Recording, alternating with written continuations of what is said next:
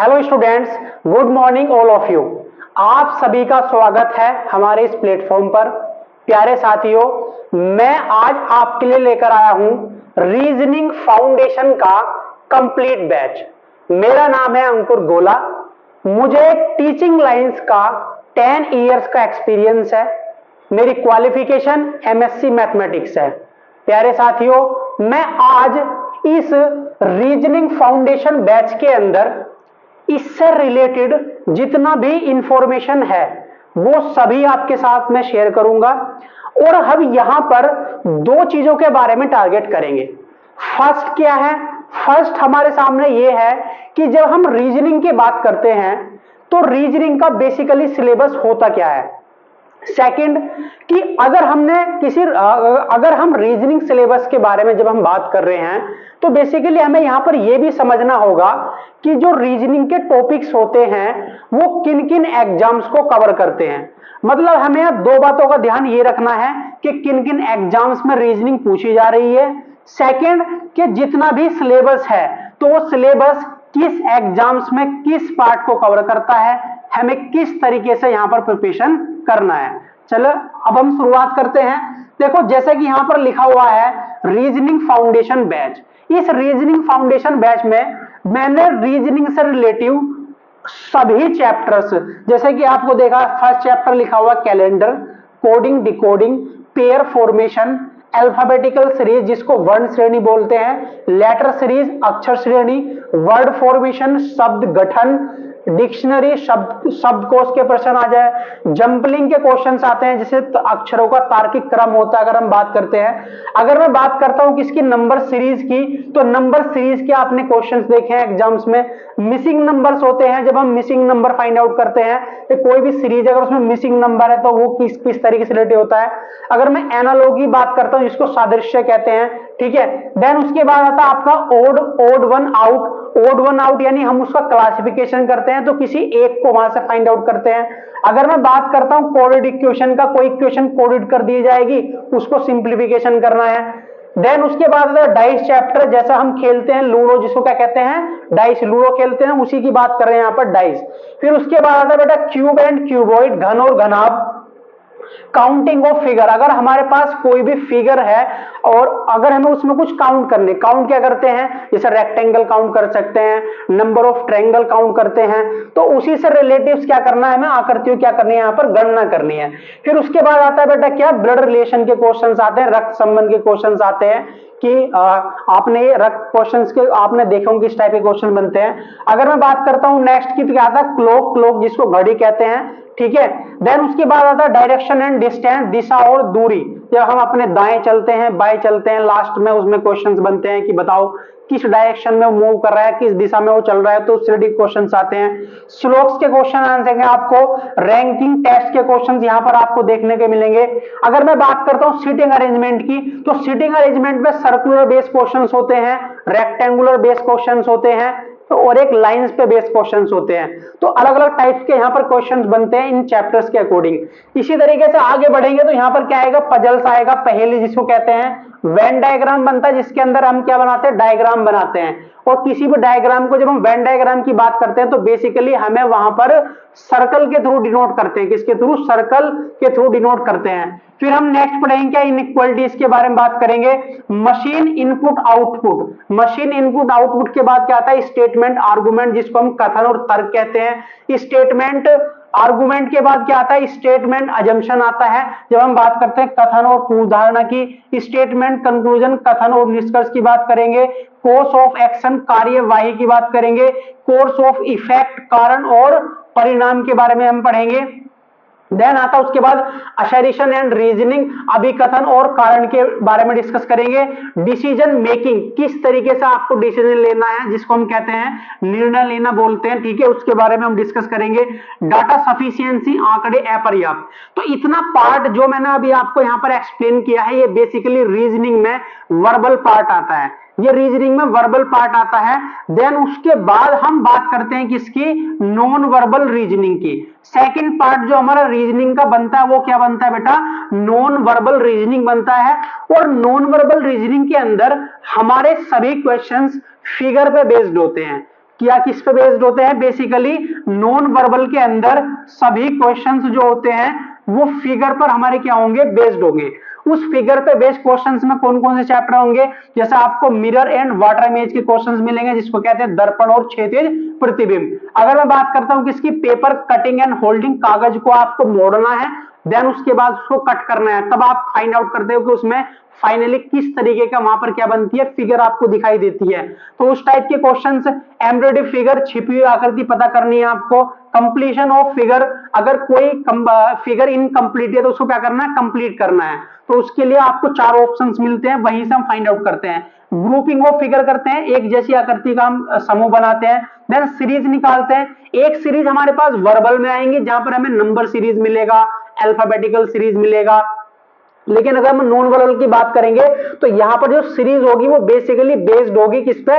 Figures पे, आकृतियों पे बेस्ड होगी। तो वहां पर जनरली हम वहां पर सोल्व करते हैं कि भाई कौन सी सीरीज यहां पर बन रही है। इसी तरीके से एनालॉगी क्या है? आकृतियों की सादृश्य निकालेंगे।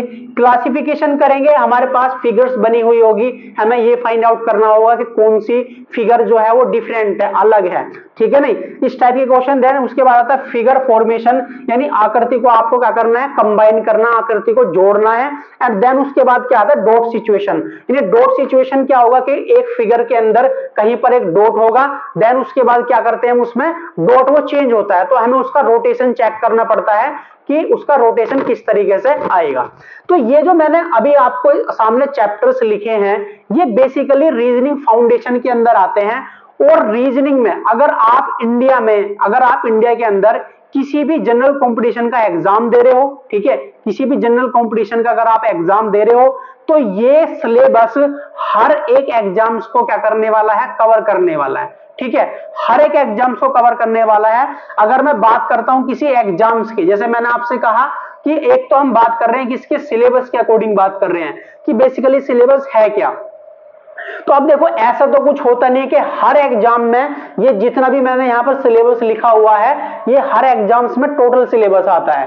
वो डिपेंड करता है एग्जाम्स के अकॉर्डिंग, है ना? यानी अगर आपको किसी भी एग्जाम्स की प्रिपरेशन करनी है तो आप उस एग्जाम्स के जो रीजनिंग का कंटेंट होगा, आप उसका सिलेबस चेक करोगे।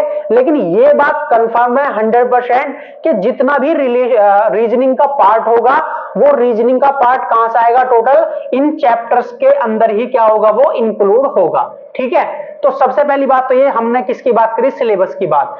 अब अगर मैं आपको सिंपली वे में बताता हूं कि एग्जाम्स के जब हम बात करते हैं तो किन किन एग्जाम्स में बेसिकली आपको रीजनिंग का बहुत ज्यादा मेन रोल होता है।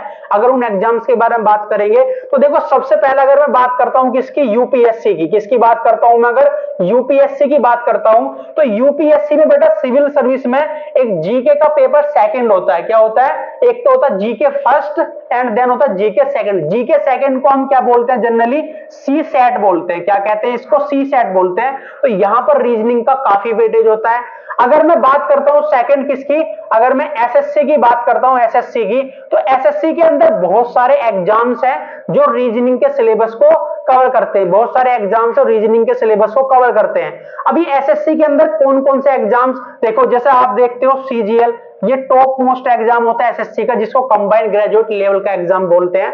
अगर मैं बात करूं देन उसके बाद क्या आता है? सीपीओ आता है। जितना भी पैरामेडिकल फोर्सेस है उसके अंदर एसआई और एएसआई की यहां पर क्या निकलती है?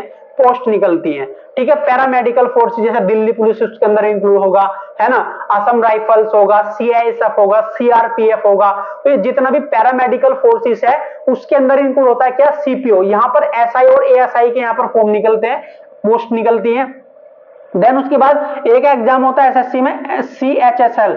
सीएचएसएल जो क्लरिकल एग्जाम होता है। सीएचएसएल के बाद अगर हम बात करते हैं एमटीएस, मल्टीटास्किंग स्टाफ होता है। एंड देन क्या होता है बेटा? स्टेनो का एग्जाम्स होता है। क्या होता है? स्टेनो।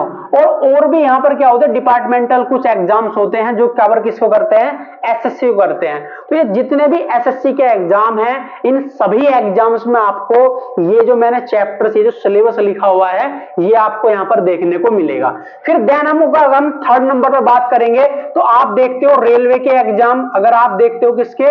रेलवेज के एग्जाम देखते हो तो रेलवेज के एग्जाम में कौन कौन से होते हैं, जैसे कि मान लिया आप एएलपी का एग्जाम देते हो, है ना, क्या देते हो आप, एएलपी का एग्जाम देते हो। इसी तरीके से आपका एनटीपीसी का एग्जाम होता है रेलवे में, एनटीपीसी का एग्जाम होता है रेलवे में, ठीक है। आप किसका एग्जाम देते हैं बेटा, ग्रुप डी का एग्जाम देते हो, ग्रुप डी का।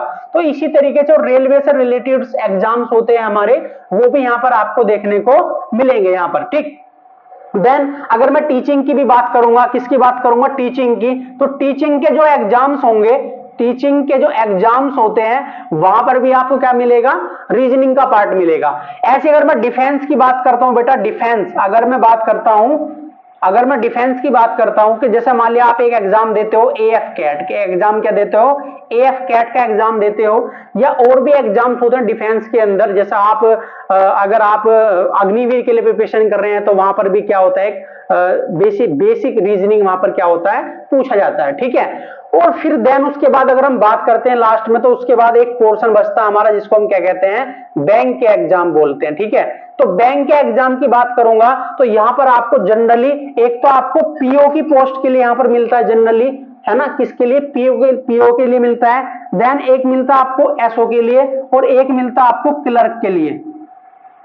किसके लिए मिलता है, क्लर्क के मिलते हैं। तो इस टाइप्स के जितने भी एग्जाम्स में बात कर रहा हूं वो यहां पर आपको देखने को मिलेंगे, और ये सभी एग्जाम्स इसी सिलेबस को क्या करते हैं, कवर करते हैं। मतलब सिंपल सी बात ये है बेटा कि अगर आप इस रीजनिंग फाउंडेशन बैच को कंप्लीटली पढ़ लेते हो तो आप किसी भी एग्जाम के लिए अगर प्रिपरेशन कर रहे हो और उसमें आप रीजनिंग वाला पार्ट अपना अच्छा इंप्रूव करना, अच्छा करना चाहते हो, अच्छे मार्क्स लाना चाहते हो, तो आप इस बैच से यहां पर पढ़ सकते हो, ठीक है।